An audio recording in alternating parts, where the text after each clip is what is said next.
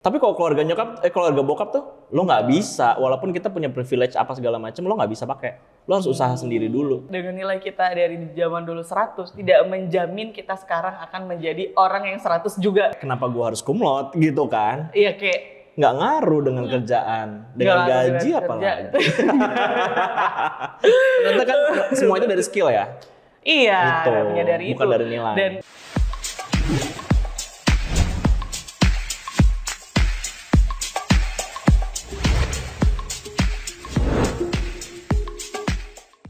parents, seru-seruan lagi yuk, ngobrol-ngobrol lagi yuk. Kita mau ngobrolin, kayaknya seru ya kalau ngobrolin parenting nih. Apalagi sekarang banyak nih orang yang melek parenting katanya ya. Mau menerapkan parenting inilah, itulah. Banyak istilah parenting yang akhirnya jadi muncul gitu. Terus kayak orang jadi lebih aware soal itu gitu. Yang tadinya yang cuma tahu kayaknya nyokap gue galak nih, bokap gue galak nih. Terus dia ketat lah, dia baik lah, dia luwes lah, tapi sekarang jadi banyak istilahnya. Tapi terlepas dari itu semua nih, kadang ternyata kalau di Indonesia sendiri itu kita punya apa ya, parenting yang datangnya itu dari keluarga yang memang kita kan terdiri dari beberapa macam adat budaya, jadi nasional banget orangnya ya. Tapi itu ternyata berpengaruh juga ke parenting kita. Nah, kita mau ngobrol sekarang nih, deh. Jadi ada temen yang udah hadir di sini nih, Halo. parents. Mungkin kalau ada yang udah nonton episode sebelumnya udah tahu dengan siapa. Bolehlah kenalan lagi sekali lagi. Gue Rivo Pahlevi, jurnalis televisi selama 11 tahun terakhir dan 3 tahun terakhir menjadi podcaster.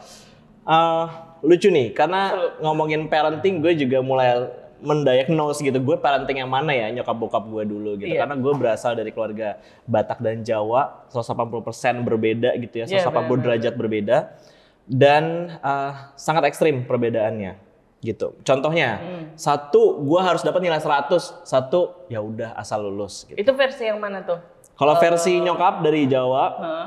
itu kayak ya udah yang penting lulus, nak, kamu akan naik ke tingkat selanjutnya. Tapi kayaknya itu tahu banget nyokap sih.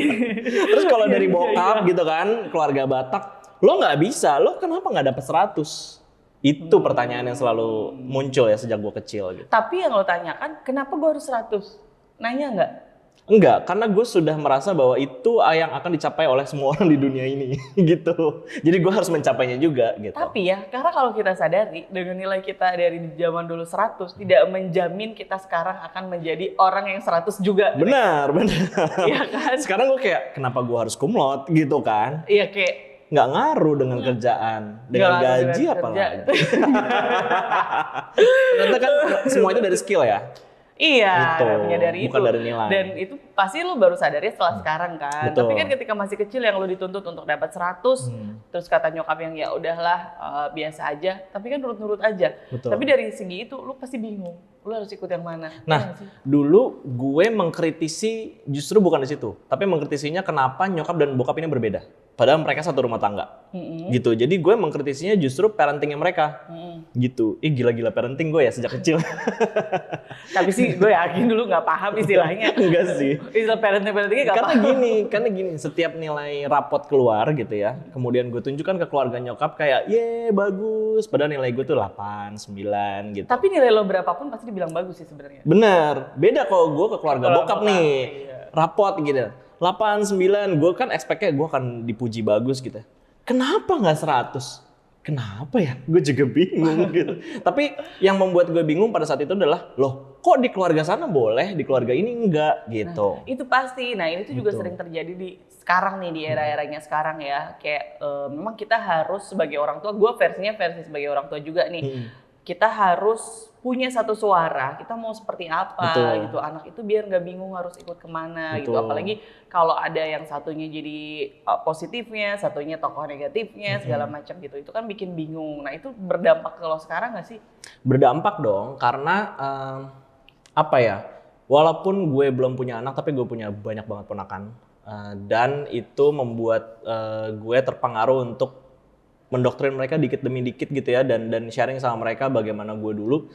Jadinya gue sharing sama mereka bahwa sebenarnya kita semua tuh, kalau gue berpatokan sama diri gue sendiri.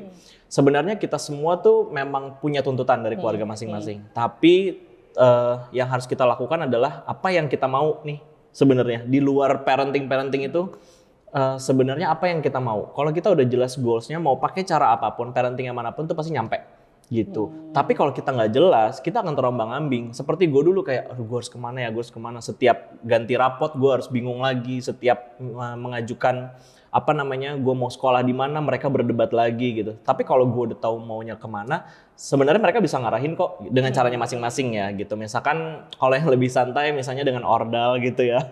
Udah nih ada bangku kosong gitu kan. Tapi kalau dengan cara dari keluarga yang sangat disiplin gitu, nggak bisa, lo harus usaha ini biar dapat sekolah yang ini gitu. Tapi kan goalsnya sama nih gitu, dan itu yang dulu gue belum dapet, dan sekarang gue sharing sama ponakan-ponakan gue, kalau lo udah tahu maunya apa, kejar. Dengan cara apa, bebas. Mau lo dengan cara nggak tidur, mau dengan cara santai, mau dengan cara ordal, apapun itu banyak kok caranya gitu. Tapi kalau lo sendiri menilai bahwa yang bener itu nyokap atau yang bener itu bokap dengan caranya sendiri gitu, atau gimana nih? Ya, kita bicara versi zaman dulu lo yang belum mengerti, dengan zaman sekarang yang udah mengerti gitu. Menurut lo tuh yang bener tuh yang mana sih? Karena menurut gue kan keduanya tuh punya plus minus masing-masing pasti nih. Tapi kayak lu mungkin punya penilaian sendiri deh.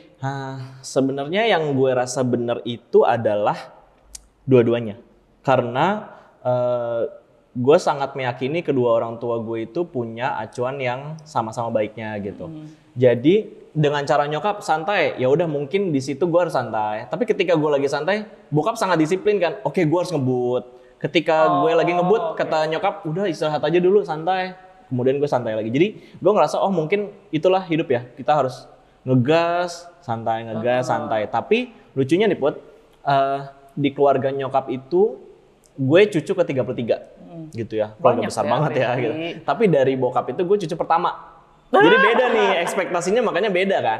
Kalau di keluarga nyokap kayak, ya udah terserah lo mau ngapain, mau masuk mana gitu. Tapi kalau di keluarga bokap, sebagai cucu pertama gue menentukan standar buat sepupu-sepupu gue lainnya. Makanya sepupu gue agak sebel kali ya, kayak gila nih targetnya ketinggian banget nih gitu. Karena setiap rapot tuh alhamdulillah sampai sekarang gue gak pernah merah gitu ya. Dan gue merasa, oh gue sebagai cucu pertama mungkin itu ya tanggung jawab gue ya gitu. Gue harus 99, 100 gitu. Kalau enggak, yang lainnya tuh nanti akan merah gitu. Kalau gue dulu mikirnya gitu.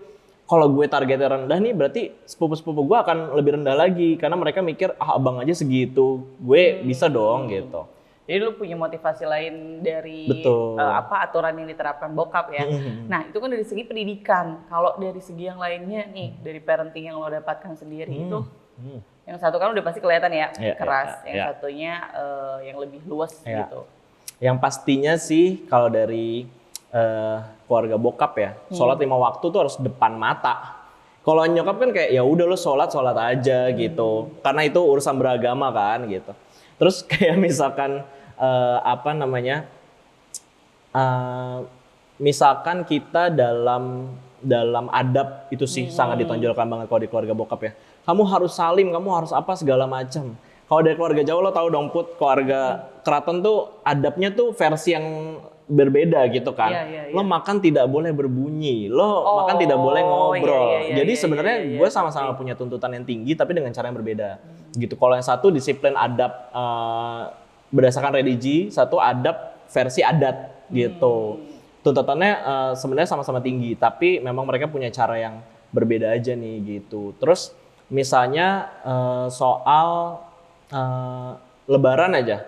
Oh Lebaran hari pertama harus ke sini. Yang ini juga Lebaran hari pertama harus ke sini karena ada orang yang tua gitu. Itu lucu sih gue melihatnya karena akhirnya gue melihat oh ini ya perbedaan budaya ya gitu. Kalau di Batak tuh kenapa harus pertamanya di sini karena ini, kalau yang ini karena usianya kayak gitu-gitu sih, dilihat dari derajatnya kayak gitu-gitu.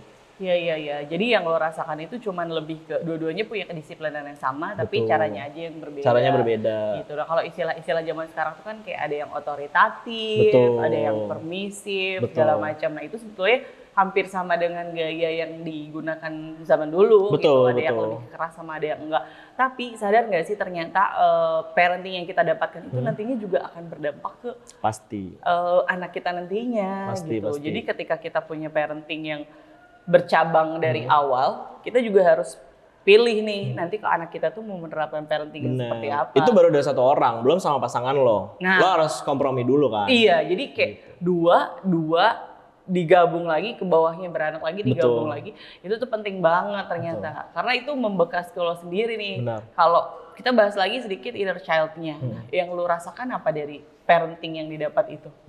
Jadi kalau gue sekarang sharing sama ponakan gue, sebenarnya akhirnya gue menemukan cara bagaimana mendapatkan goals itu dengan cara gue sendiri, yaitu dengan step by step plan.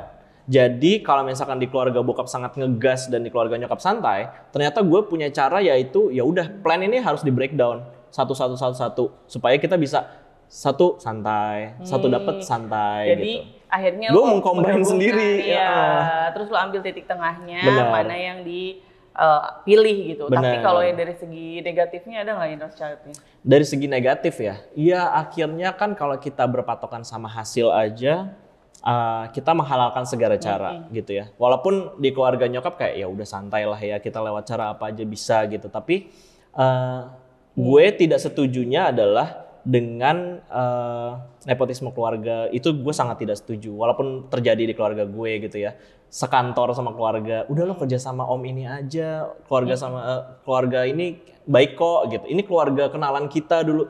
Itu sangat terjadi di keluarga gue. Tapi gue menolak itu karena mungkin ada pengaruh dari keluarga bokap ya. Benar. Kayak oh nggak bisa, lo harus usaha sendiri gitu. Tapi itu tidak bisa dipungkiri, itu warisan memang sejak dulu itu terjadi semuanya dan sampai sekarang di beberapa keluarga. Tapi gue meyakini bahwa sebenarnya kalau semua usaha sendiri, mau lo nantinya ketemu keluarga apa enggak dalam satu perusahaan, itu akan lebih enak. Betul. Lo tidak punya tanggung jawab lebih, lo tidak punya utang budi gitu ya, lo tidak punya rasa nggak enak gitu. Itu sih yang gue rasakan. Jadi lo menjalaninya juga nyaman karena atas usaha sendiri, dan ternyata tuh plus minus dari dua pola asuh seperti ini tuh juga ya dampaknya yang pasti yang pertama kalau kita terlalu santai gitu dengan apa-apa yang diturutin orang tua terus dikasih kemudahan terus itu berdampak nantinya si anak itu akan merasa apa ya, ketergantungan, jadi nggak mandiri, terus jadi sulit untuk berusaha gitu. Beda lagi sama parenting yang mungkin sebenarnya diterapkan yang ayah yang lebih keras, itu justru membentuk anak tuh lebih apa ya, lebih kuat, lebih mau berusaha, lebih apa ya, jadi nggak instan. Itu bikin kita lebih. Kalau lo di keluarga yang privilege ya Put, sebenarnya gue dari kedua keluarga ini mendapatkan banyak privilege gitu. Tapi kalau keluarga nyokap kayak ya udah lo punya privilege lo pakai. Tapi kalau keluarga keluarga bokap tuh lo nggak bisa. Walaupun kita punya privilege apa segala macam, lo nggak bisa pakai. Lo harus usaha sendiri dulu gitu. Walaupun sebenarnya gue punya kemudahan, tapi gue memilih kayaknya enggak deh. Daripada nantinya gue akan utang budi dan lain-lain gitu. Benar sih. Jadi lebih baik menggabungkan keduanya ya. Benar. Ya, di tengah-tengah. Combine ya, step by step pelan-pelan nih. Kita dapat gas gitu. Jadi nggak terlalu ngegas terus yang akhirnya kecapean dan nggak santai banget yang akhirnya nggak mencapai target. Cocok ya. Jadi buat parent semuanya, balik lagi nih, masalah parenting ini sebetulnya nggak ada yang salah atau benar sebenarnya, tapi lebih ke plus minusnya aja dan kesepakatan sama pasangan itu maunya seperti apa gitu. Jangan sampai anaknya bingung. Untung lo cerdas ya, nggak bingung ya. Cerdas sejak dini ya. Cerdas sejak lahir. Tapi gue mau cerita fun fact nih Put ya. Kalau kita tahu rumah keluarga besar itu kan ada foto-foto di dinding ya, gitu. Bedanya nih. Bukan cicak di dinding. Bukan. Ini foto-foto ya. Dan pajangan berharga.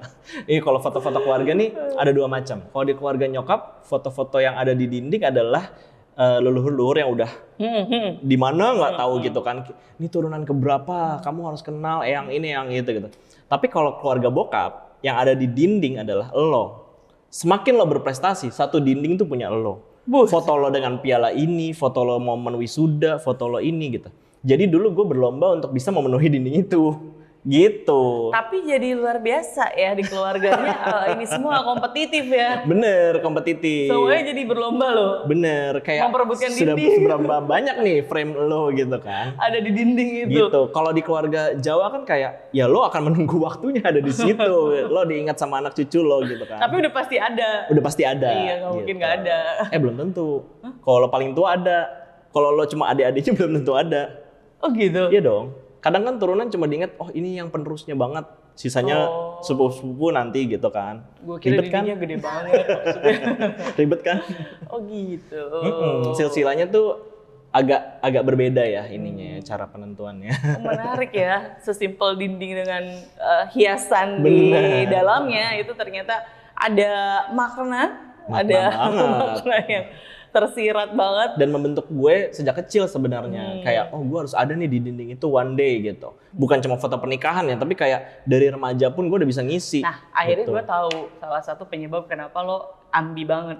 Banget. Ternyata memang itu dapatnya dari kecil. Nah, itu Betul. yang mungkin bisa kita sadari semuanya nih parents. Terkadang kita membentuk menjadi satu pribadi yang kita sebenarnya nggak sadar kenapa, dan itu udah terbentuk dari kecil. Betul. Dan itu akan terjadi ke anak kita nanti. Bagaimana kita menerapkan pola asuh itu yang nantinya akan membentuk dia sampai dewasa. Kelihatan banget kan, ambisius ternyata dari situ. Iya. Tapi gue sepakat bahwa kita harus menentukan dulu sejak awal parenting yang akan diberlakukan ke anak-anak kita tuh seperti apa. Jangan sampai nanti berbeda nih, oh sama papa boleh, sama mama nggak boleh. Itu tuh sering terjadi ya. Dan apalagi generasi kita dulu kan orang tua belum paham ya.